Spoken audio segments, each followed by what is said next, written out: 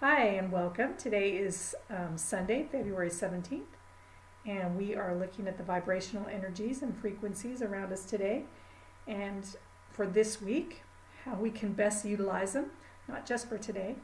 But for today, one of the things that was really coming in, and this may be for early in the week, and it may be just something that's really needed, is the word presence and staying present.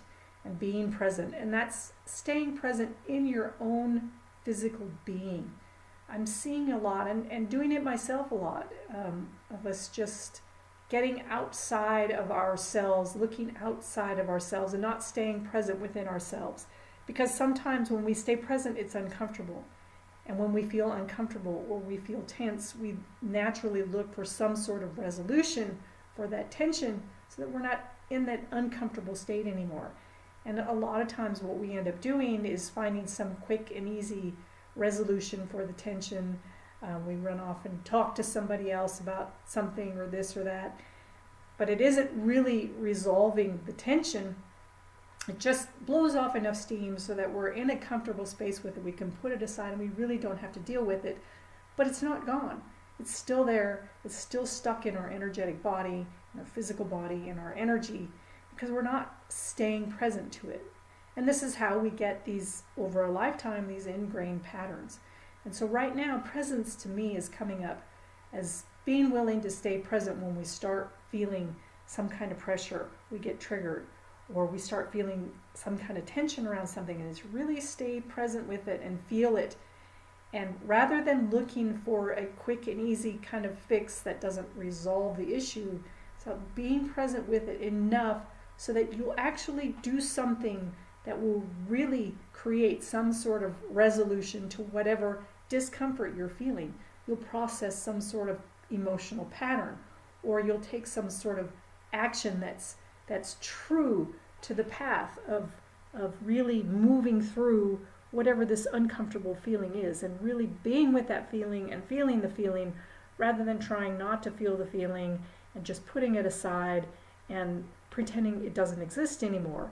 Because what's always going to happen is it's just going to come back up, and it's going to keep repeating itself until you actually find a resolution, a real resolution to that tension. So that looks like staying present. It's staying present in your physical body and staying centered in yourself and not letting all of the distractions really pull you out of yourself. These overloads of information, overloads of media, overloads of the internet, of YouTube, of everything. All this does is serve to distract us from ourselves. It's a way of relieving some sort of psychological tension that we're feeling, some sort of discomfort, by distracting ourselves. And what happens is that pattern then just remains in place or sinks in even further.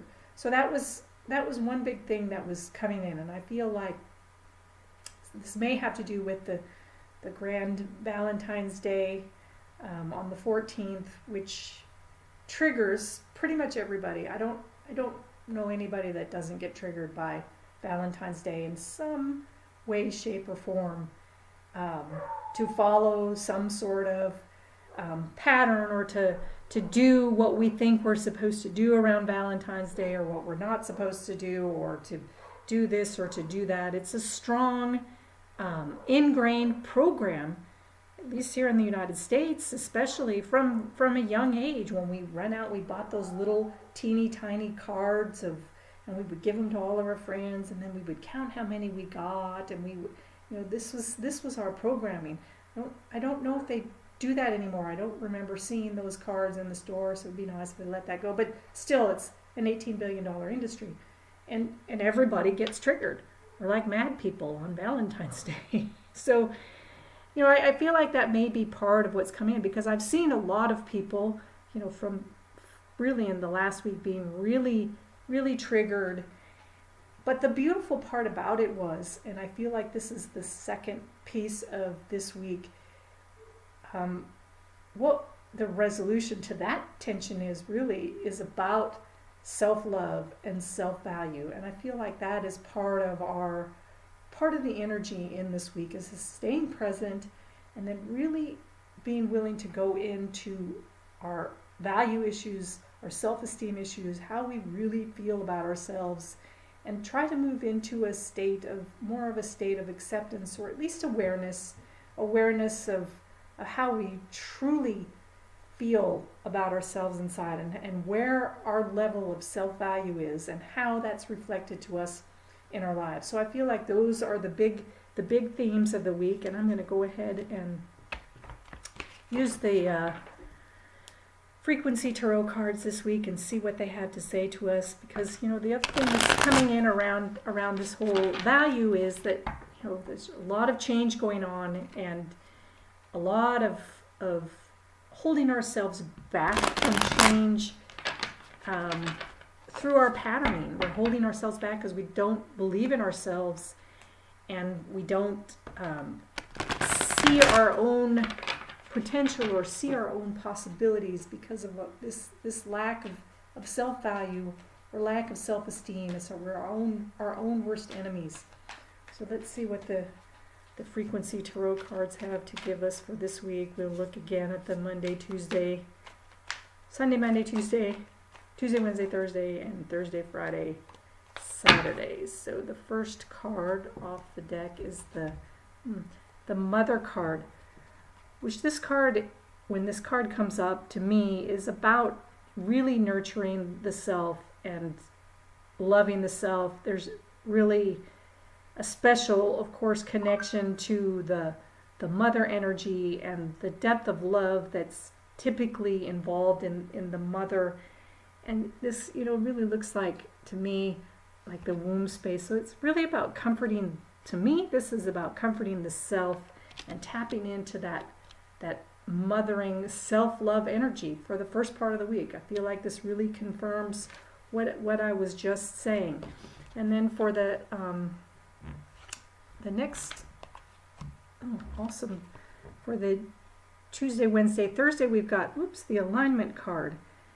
And, this is talking about us then coming into more of an alignment with ourselves and with our true desires. And like I was saying, we're not tapping into all of our potential or seeing all the possibilities that we have within ourselves because we're holding some self-limiting beliefs. And it's keeping us a little bit back from our progress. And we've been triggered, I feel like, in this self-value, self-care arena to really begin to see that, and being somewhat challenged to let ourselves move into alignment with our really true heart's desire and really see and feel our own value and our own desires. It's a really important aspect that's been coming in, I feel like, this whole month. And so for the Thursday, Friday, Saturday, we have the optimism card. Isn't that fun? Yes, optimism. So I love that too. I love that we move into the end of the week. I feel like things are looking up for us a bit. If we've done the work, if we've done the processing, we moved into our space of self-care, taking the focus back into ourselves, looking inward instead of outward, dealing with our psychological tensions, letting go of that pressure by really staying with the pressure is how we relieve ourselves of the pressure. And this will bring us into more alignment, and we move into a more optimistic space, into a space of seeing more of our own potential again, and being willing to accept the value that we do have to bring to this planet. So this is what I'm seeing for this week. It's to me, very powerful energy this week that we can utilize, or we cannot utilize, but however it goes. It is about self-esteem, self-care, self-value, and it is about going back to what I was saying at the very beginning. Really, one of the best ways that we can do that is to really stay present, stay in tune, and stay aware in our own physical body and in the right here and the right now, because that's all we have. The past is gone, the future hasn't occurred yet. It's just being present. It's the greatest gift you can give yourself. I hope everybody has a really wonderful week.